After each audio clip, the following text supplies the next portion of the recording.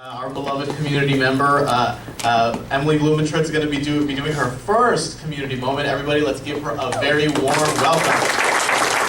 Speaking of wings, I'm going to be talking about a subject I really love, which is birds in Houston, specifically birds on some of our busiest streets in this area. Let's see, comparing the east side with the west side, as it says. So for some background, I live in Baytown, which is way on the east side.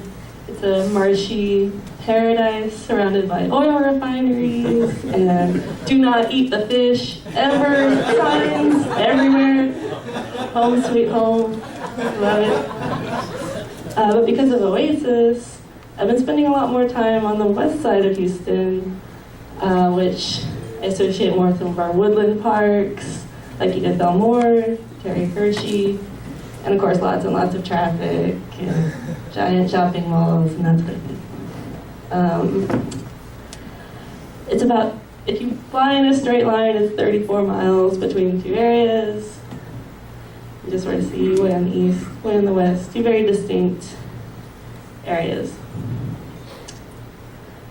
My inspiration for comparing the birds of these two areas came from two species that I see a lot on the west side. One of them is the brown anole lizard, which is an introduced species, pretty invasive, competes a lot with our regular green anoles. They're everywhere here, but I haven't seen them in Baytown yet, which was interesting to me. And then there are these collared doves, which are another introduced non-native species that I see occasionally in Baytown, usually in the mall parking lot, but they're everywhere over here. And when I counted like 24 of them here, I thought, I wonder why there's so many. And are there really so many, or am I just imagining things? Because you never know. I don't trust myself. So, and these are just some of the species I see in Baytown. We have a lot of green anoles. We have these yellow-crowned night herons like to hunt all over Baytown. They're probably like the #1 reason I don't want to move out of Baytown. They're really cool birds. So I went to those people who I know can't say no to me, who listen to all my crazy ideas. I said, hey, you know what would be really fun? Is if we went down Westheimer and counted all the birds and compared them to a road in Baytown that's our equivalent of Westheimer, which is Garth Road. Like, that would be the funnest thing ever. And they were like, man, okay. If we have to, we'll do it. So we did a driving bird count for 7 miles on each road, on 2 consecutive days when the weather was consistent, rain or shine, always at the same time of day, about an hour before sunset. Used my binoculars, notebook, all that good stuff. Counted each individual bird I saw and noted their species. And of course there's some important caveats to this. I have a very limited set of data. I only have 2 surveys for each road because it was a really busy college semester. And it only counts the birds one person can see when you're driving at like 40 miles per hour. So you're not gonna see every bird.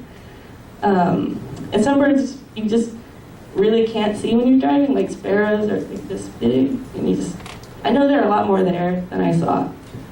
And doves in the rain all hunch over and they all look the same and they're like blended in with the clouds, so that was annoying. It's hard to see them. But these are the results that I had from the 2 surveys. These are the 4 most numerous species that were in Baytown on Garth Road. We have 40% grackles, which I don't know if you guys know what grackles are. Those birds that love to eat all the french fries in the parking lot. Black. They're controversial. Some people really hate them, but I think they're kind of cool. And starlings and gulls are about even. We have a lot of seagulls, a lot of little starlings. And we had a bunch of swallows with 8%. They managed to make it into the top 4. They like to nest under the bridges. Apparently they like Baytown. On Westheimer, grackles kind of about the same with 4 most numerous. Starlings, maybe a little bit more. And then collared doves made it in with 18% and pigeons with 16%. So that's interesting to me. It probably doesn't mean much to them.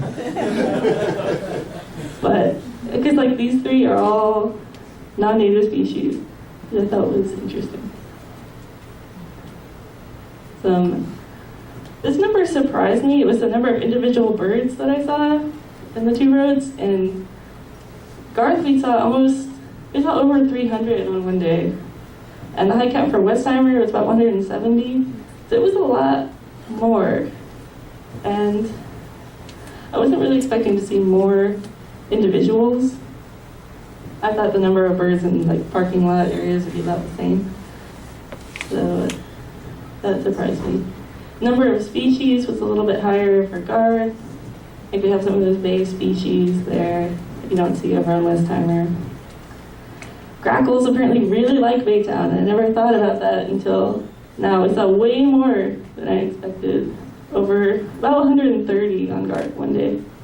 We saw more birds on the rainy day survey we did, but we saw fewer species. So I thought that was interesting. Way more birds came out on that rainy day. I don't know if that will be consistent over time or not.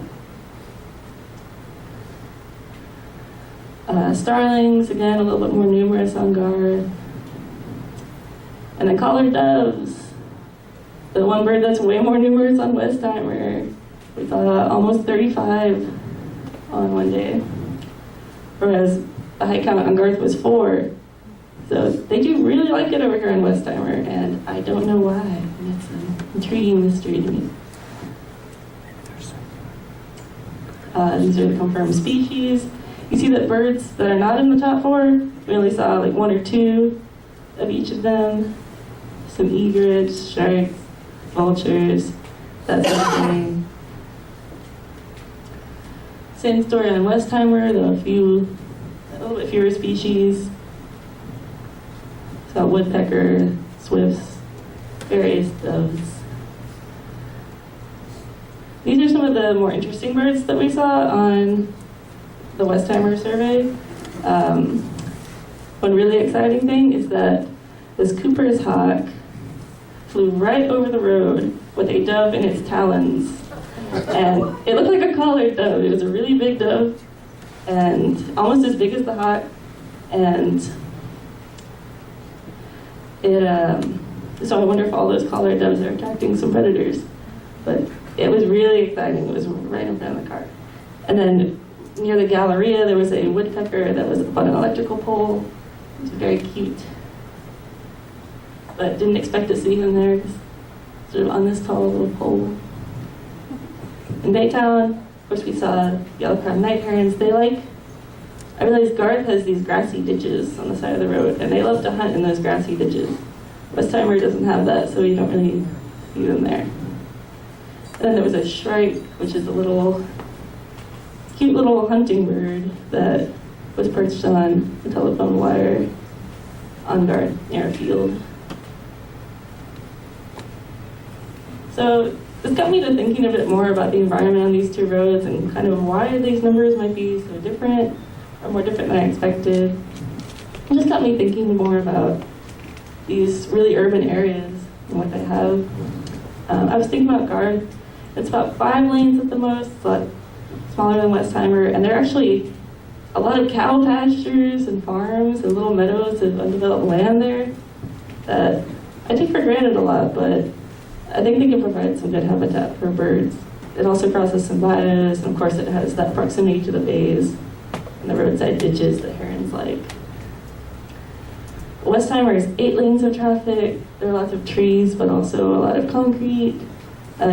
The survey area didn't cross any bayous, and I don't know if there's any undeveloped land on Westheimer at all.